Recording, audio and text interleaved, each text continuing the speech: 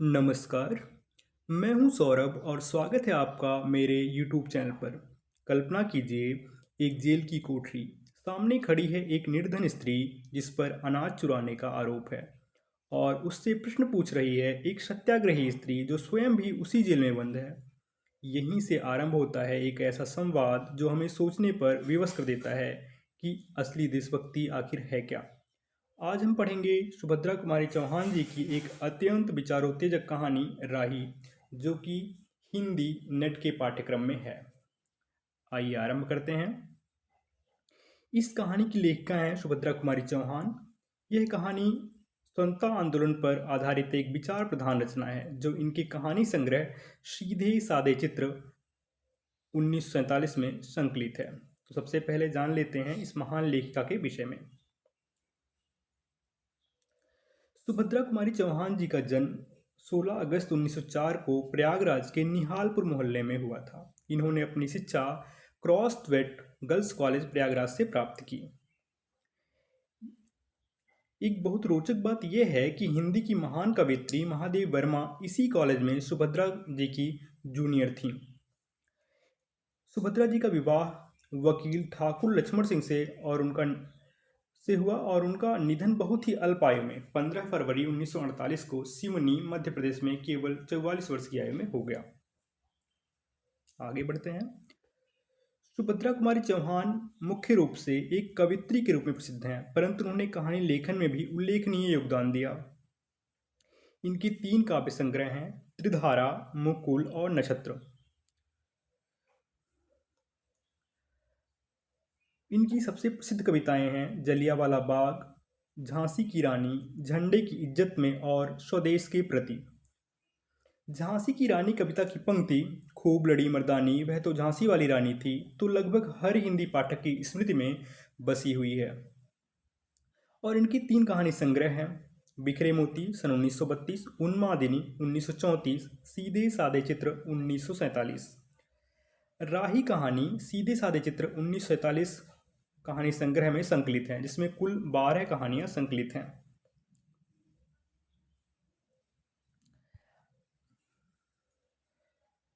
इस कहानी का जो मुख्य विषय है वह है सत्याग्रह, जेल जीवन और समाज में व्याप्त वर्ग असमानता का यथार्थ।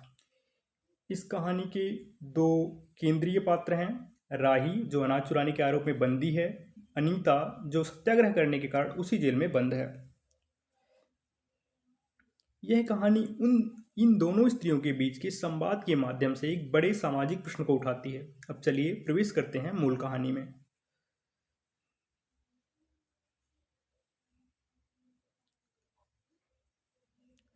तुझे किस अपराध में सजा हुई? चोरी की थी सरकार। चोरी? क्या चुराया था? नाच की गठरी अर्थात अनाज की गठरी। कितना अनाज था? होगा 5-6 सेर। और सजा कितने दिन की है? साल भर की। ये संवाद जो है अनीता और राही के मध्य की है। तो तूने चोरी क्यों की? मजदूरी करती तब भी दिन भर में 3-4 आने पैसे मिल जाते। हमें मजदूरी नहीं मिलती सरकार। हमारी जाति मांगरोरी है। महत्वपूर्ण है, हमारी जाति मांगरोरी है, ये कह रही है राही। हम केवल मांगते खाते हैं।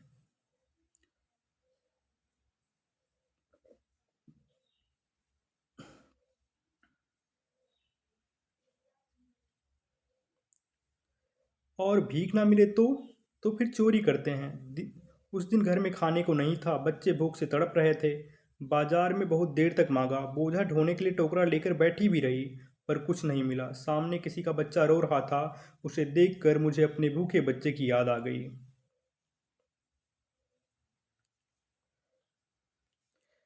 वहीं पर किसी की अनाज की गठरी रखी हुई थी, उसे लेकर अभी भाग ही रही थी कि पुलिस ने पकड़ लिया। अनीता ने एक ठंडी सांस ली, बोली, फिर तूने कहा नहीं कि बच्चे भूखे थे इसलिए चोरी की? संभव है इस बात से मजिस्ट्रेट कम सजा देता।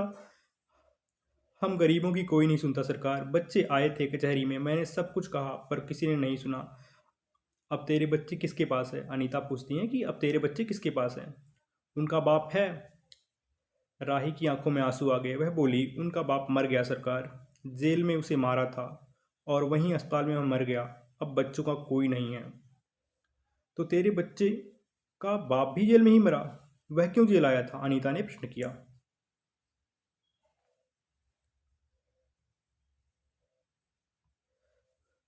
उसे तो बिना कसूर के ही पकड़ लिया था सरकार, राही ने कहा।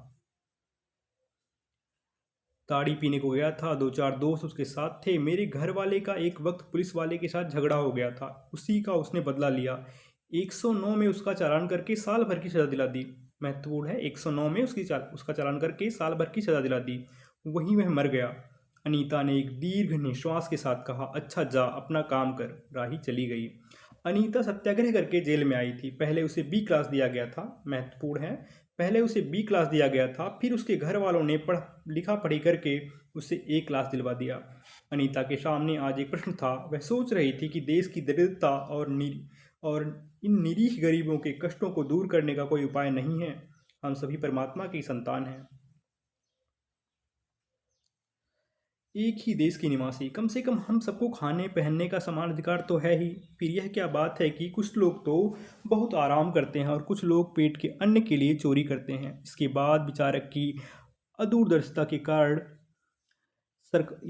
या सरकारी वकील के चातुर्यपूर्ण जिरह के कारण छोटे छोटे बच्चों की माताएं जेल भेज दी जाती हैं। उनके बच्चे भूखों मरने के लिए छोड़ दिए जाते हैं। एक ओर तो यह कैदी हैं जो जेल आकर सचमुच जेल जीवन के कष्ट उठाती हैं, और दूसरी ओर हम लोग जो अपनी देशभक्ति और त्याग का ढिंढोरा पीटते हुए जेल आते हैं। हमें आमतौर से दूसरे कैदियों के मुकाबले अच्छा बर्ताव मिलता है, फिर भी हमें संतोष नहीं होता। हम जेल आकर ए और बी क्लास के लिए झगड़ते हैं। जेल आकर ही हम कौन सा बड़ा त्याग कर देते हैं। जेल में हमें कौन सा कष्ट रहता है, सिवाय इसके कि हमारे माथे पर नेतृत्व का सील लग जाता है। हम बड़े अभिमान से कहते हैं, यह हमारी चौथी जेल यात्रा है, यह हमारी पांचवी जेल यात्रा है। अपनी जेल यात्रा के किस्से बार बार सुना सुना कर आत्मगौरव अनुभव करते हैं। तात्पर्य यह है कि हम जितनी बार जेल जा चुके होते हैं, उतनी ही सीढ़ी हम देशभक्ति और त्याग से दूसरों से ऊपर उठ जाते हैं। और इसके बल पर जेल से छूटने के बाद कांग्रेस को राज की सत्ता मिलते ही हम मिनिस्टर, स्थानीय संस्थाओं के मेंबर और क्या क्या हो जाते हैं।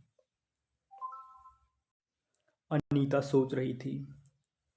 अनीता अनीता सोच रही थी, कल तक तो खद्दर भी नहीं पहनते थे। जो कल तक तो खद्दर तक नहीं पहनते थे, बात बात पर कांग्रेस का मजाक उड़ाते थे। कांग्रेस के हाथों में थोड़ी शक्ति आते ही वे कांग्रेस भक्त बन गए, खद्दर पहनने लगे, यहाँ तक कि जेल में भी दिखाई पड़ने लगे। वास्तव में यह कौन देशभक्ति है या सत्ता भक्ति? अनीता के विचारों का तांता लगा हुआ था। वह दार्शनिक हो रही थी। उसे अनुभव हुआ जैसे कोई भीतर ही भीतर उसे काट रहा हो। अनीता की विचारावली अनीता को ही खाए जा रही थी। उसे बार बार यह लग रहा था कि उसकी देशभक्ति सच्ची देशभक्ति नहीं वरन मजाक है। अनीता की आत्मा बोल उठी, वास्तव में सच्ची देशभक्ति तो इन गरीबों के कष्ट निवारण में है। ये कोई दूसरे नहीं हैं, हमारे ही भारत माता की संतानें हैं। इन हजारों लाखों भूखे नंगे भाई बहनों की यदि हम कुछ भी सेवा कर सके तो सचमुच हमने अपने देश की सेवा की। हमारा वास्तविक जीवन तो देहातों में ही है। किसानों की दुर्दशा से हम सभी थोड़े बहुत परिचित हैं, पर इन गरीबों के पास न घर है न द्वार। अशिक्षा और अज्ञानता का इतना पर्दा इनकी आंखों पर है कि इनके होश संभालते ही माता पुत्री को और सास बहू को चोरी की शिक्षा देती है, और इनका यह विश्वास है कि चोरी करना और भीख मांगना ही इनका काम है। इससे अच्छा जीवन बिताने की वह कल्पना ही नहीं कर सकते। आज यहाँ डेरा डालें तो कल कहीं और चोरी की, बचे तो बचे, नहीं तो फिर 2 साल के लिए जेल।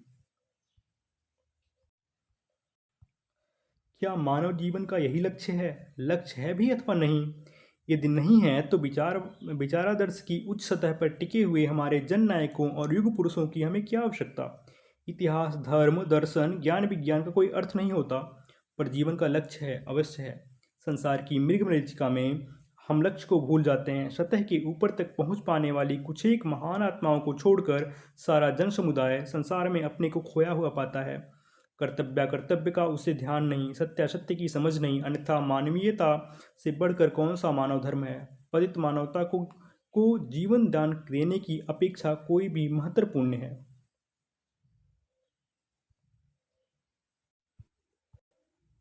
राही जैसे भोली भाली किंतु गुमराह आत्माओं के कल्याण की साधना होनी चाहिए। सत्याग्रही की यही प्रथम प्रतिज्ञा क्यों न हो?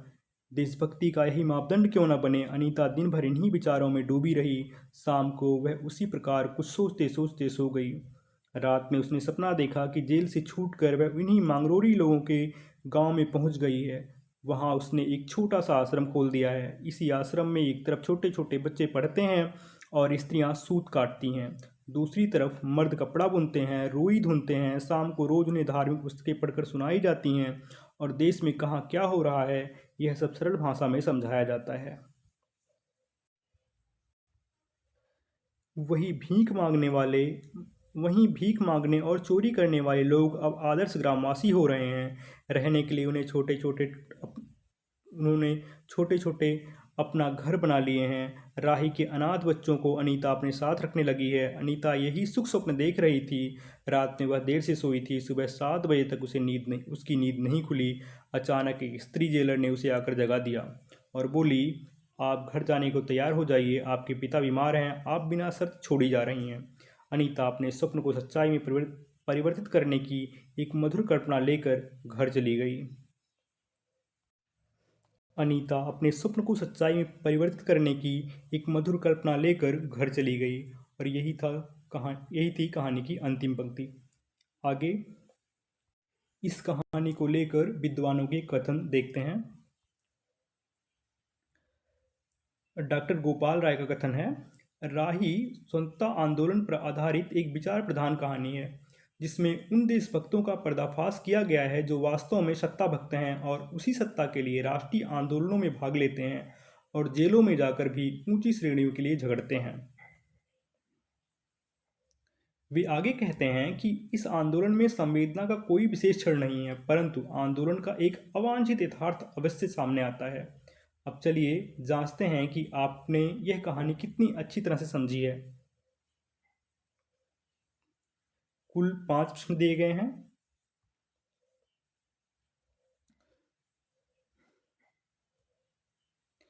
तो अब बारी आपकी है समझ जाने की। मैं आपके सामने राही कहानी पर आधारित 5 महत्वपूर्ण प्रश्न रखूंगा। हर प्रश्न को ध्यान से पढ़िए, अपना उत्तर सोचिए और फिर अगले स्लाइड पर सही उत्तर देखिए। चलिए आरंभ करते हैं। पहला प्रश्न है, राही के पति को किस धारा में जेल हुई थी? विकल्प हैं क 105, ख 118, ग 109 और विकल्प घ 376। और इसका सही उत्तर होगा विकल्प ग 109। राही के पति को धारा 109 में जेल हुई थी। दूसरा प्रश्न, राही को किस अपराध में सजा हुई थी? विकल्प हैं क अनाज की चोरी, ख पति की हत्या, ग ताड़ी पीने की जुर्म में या फिर घ सत्याग्रह में भाग लेने के जुर्म में। तो इस प्रश्न का सही उत्तर होगा विकल्प क अनाज की चोरी में। राही को अनाज की चोरी के अपराध में सजा हुई थी। राही ने अपने भूखे बच्चों के लिए 5-6 सेर अनाज की एक गठरी चुराई थी जिसके लिए उसे 1 साल की सजा हुई थी। तीसरा प्रश्न है, राही कहानी की केंद्रीय संवेदना क्या है? विकल्प है क न्याय एवं शासन व्यवस्था की भ्रष्टता, ख अमीरों का जीवन चित्र, ग राष्ट्र की परिकल्पना अथवा घ धार्मिक विचार। और इस प्रश्न का सही उत्तर होगा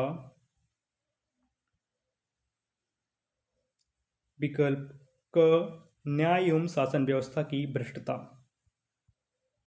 यही इस कहानी का केंद्रीय भाव है, कैसे गरीबी और असहाय लोगों को न्याय व्यवस्था में उचित सुनवाई तक नहीं मिलती जबकि प्रभावशाली लोग सजा से बच निकलते हैं। चौथा प्रश्न है, राही कहानी का कौन सा पात्र दार्शनिक बना जा रहा था? राही कहानी का कौन सा पात्र दार्शनिक बना जा रहा था? विकल्प है क राही, ख अनीता, ग राही का पति या फिर घ जेलर साहब। और सही उत्तर होगा विकल्प ख अनीता।